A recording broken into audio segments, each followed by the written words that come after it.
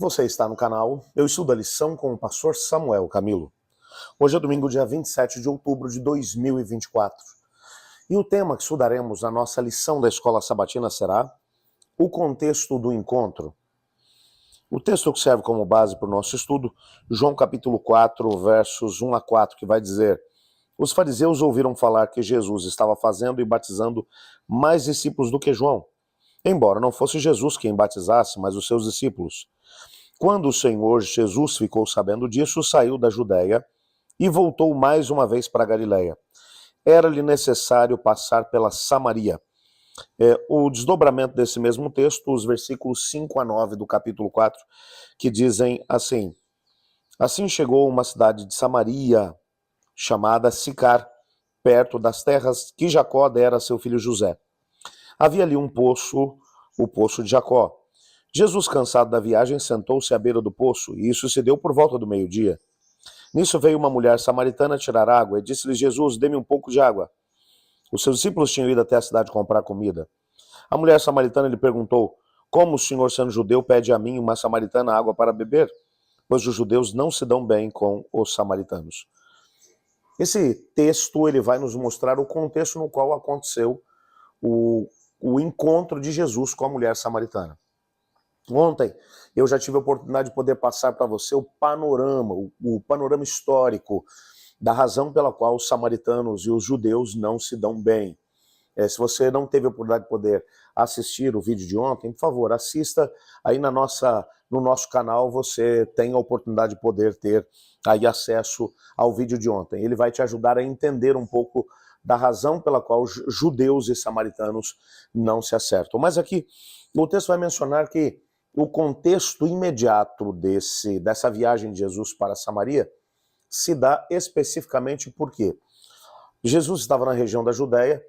Você precisa entender a geografia ali daquela região na época de Jesus, no primeiro século. Você tinha Israel, enquanto nação, já não existia mais. Mas o país como um todo, ele era composto pela parte do sul, onde se encontrava Jerusalém, no extremo sul, que ia ali até perto daquelas imediações do Mar Morto, a região mais ao sul. Toda essa região era chamada de região da Judéia. Seguindo no mapa agora, subindo em direção à Síria, que estava mais ao norte, você tinha a região de Samaria. Samaria, uma região grande também. E depois, no extremo norte, a região da Galileia. A Galileia, onde ficava ali o Mar da Galileia, bem como de onde boa parte dos discípulos era. O próprio Jesus cresceu na região da Galileia, numa cidade chamada Nazaré. Veja, Jesus está agora na Judéia, então pense agora no mapa. Se você visualizar um mapa, você tem de um lado o Mar Mediterrâneo, então você tem o Mar Mediterrâneo ao lado, na parte de baixo você tem a região da Judéia, no meio você tem Samaria, em cima você tem a Galileia. Jesus está na parte de baixo do mapa, na região da Judéia, provavelmente nas imediações ali de Jerusalém. O que vai acontecer? O próprio capítulo 3 já menciona um problema que estava acontecendo com os discípulos de João Batista, que agora estavam um pouco enciumados. Por quê? Porque os discípulos de Jesus estavam batizando mais do que os discípulos de João. Porque Jesus estava ganhando mais notoriedade do que o próprio João Batista. E quando os discípulos de João vão ter com ele, João vai responder a esse questionamento dizendo: importa que ele cresça e eu diminua. Eu vim, na verdade, para preparar o caminho para ele. Ele é o Messias. O amigo do noivo ou o padrinho de casamento, ele só é importante até que o noivo chegue. Depois que chegou o noivo, quem tem que estar em destaque não é o padrinho, é o noivo. E eu só sou o amigo do noivo, eu sou o padrinho. O noivo é que tem que aparecer agora. E ele é o noivo. Agora, o problema começa a tomar uma dimensão um pouco maior quando os próprios fariseus começam agora a entrar no meio dessa discussão e começam agora a mencionar que os discípulos de Jesus, que Jesus estava fazendo mais discípulos do que o próprio João Batista, estava batizando mais gente do que o próprio João Batista, o que significa que a situação está aquecida na região da Judéia. Jesus, ele olha para os discípulos e diz: está na hora da gente seguir para Samaria. Aliás, para a Galileia. Jesus está voltando para o seu quartel-general. Se você der uma olhada, o tempo que Jesus passou na região da Judéia é muito pequeno comparado com o tempo que ele passou na região da Galileia. A Galileia, sem sombra de dúvida, foi o lugar onde ele mais passou tempo, onde ele mais ministrou, onde ele mais operou milagres. Exatamente porque ali estavam as pessoas que mais acreditaram nele. Era gente simples, era gente da periferia do mundo naquela época, mas eram pessoas que acreditavam nele, que davam a ele a oportunidade de poder pregar, ensinar, e eles criam nele. Agora Jesus está dizendo, vamos voltar para Galileia. Qualquer pessoa naquela época que fosse considerada uma pessoa religiosa não seguiria o caminho mais direto. O caminho mais direto seria o quê? Jesus estava no extremo sul, na região da Judéia, imagina isso. Aqui no meio está a região da Samaria, e Jesus tem que ir para a região mais em cima, que é a região da Galileia. Qual é o caminho mais óbvio? Você sai daqui da Judéia, cruza Samaria e vai chegar lá na região da Galileia. Mas um judeu piedoso, ele faria o quê? Ele jamais entraria em terra de samaritanos pelas razões que eu apresentei ontem. Havia, inclusive, entre os fariseus, uma lei que fazia parte da tradição oral, no sentido de que havia a possibilidade de contaminação cerimonial por associação. O que é que significa isso? Se você estivesse no mesmo ambiente que alguém considerado pecador, você poderia se tornar também impuro. Nesse caso, um gentio, ou seja, um não-judeu. E se fosse um samaritano? Aí então a situação seria ainda pior, considerada ainda pior. Então, para que cerimonialmente alguém não se tornasse impuro, um judeu piedoso jamais passaria pela Samaria. Ele faria um caminho seguindo... Agora, imagina que ele está aqui na região da Judéia. Ele vai atravessar o Jordão para a região da Pérea, onde ficava Gileade, seguiria pelo outro lado do Jordão até atravessar pela região de Decápolis, ali próximo já da região da Galileia, e então ele sairia de Decápolis para a Galileia. Jamais ele faria ou pisaria na terra dos samaritanos.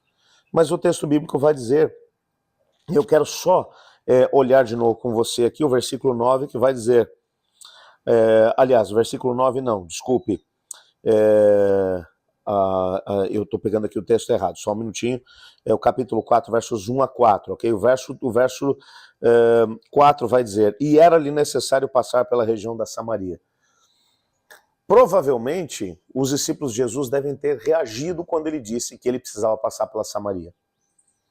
Talvez eles tenham entendido que Jesus estava apenas olhando para um aspecto geográfico, ou seja, ele está com pressa de chegar lá na Samaria, então por isso ele não vai querer fazer o caminho que todo judeu piedoso faz, seguindo pelo lado de lá do Jordão, pela Pérea, Decápolis, e então entrando lá na região da Galileia.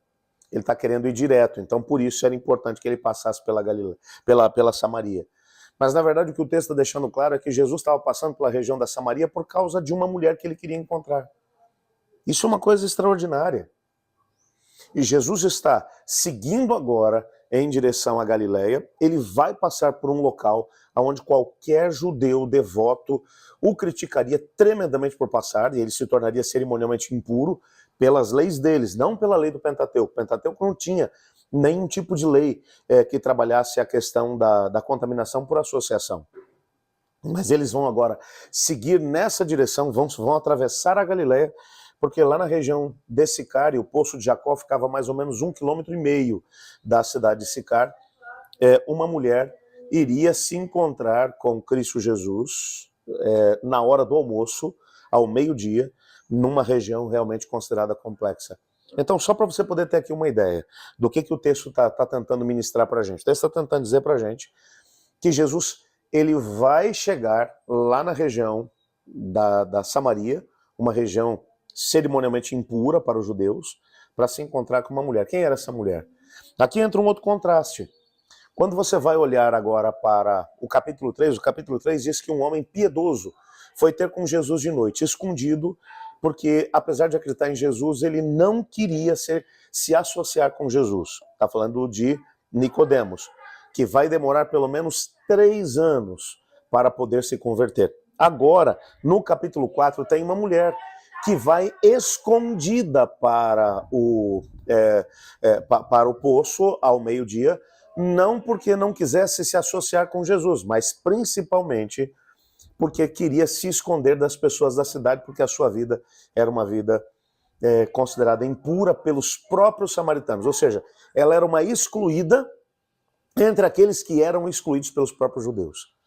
Quem era essa mulher? Bom, amanhã a gente vai ter a oportunidade de poder vê-la, ou de poder conhecer um pouco mais a sua história. Mas esse contexto nos mostra aqui uma coisa extraordinária. Jesus vai fazer todo um processo, vai encarar o julgamento, inclusive, das pessoas do seu tempo, porque ele está pisando num território que o tornaria cerimonialmente impuro, por causa de uma mulher que é uma excluída social. É uma mulher que não tem valor entre aqueles que os próprios judeus consideravam como sem valor. Consegue entender isso? Isso nos mostra o valor que cada pessoa tem para Jesus. Jesus ama a todas as pessoas, não importa quem sejam elas. Não importa qual tenha sido a sua história, quais tenham sido os seus pecados, as suas fraquezas. Jesus ama todas as pessoas e é capaz, inclusive, de encarar o preconceito e o julgamento das pessoas só para poder encontrar alguém. Eu quero te dizer que, nesse momento, enquanto você assiste esse vídeo, o Senhor Jesus está passando exatamente aí, do teu lado. Eu não sei aonde você está assistindo esse vídeo, não sei se você está em casa, eu não sei se você está dentro da condução enquanto está indo para o trabalho, eu não sei se você está na sala da tua casa assistindo na tua televisão, eu não sei aonde você está assistindo esse vídeo, mas eu quero que você saiba que aí do teu lado, sentado do teu lado, está o Senhor Jesus.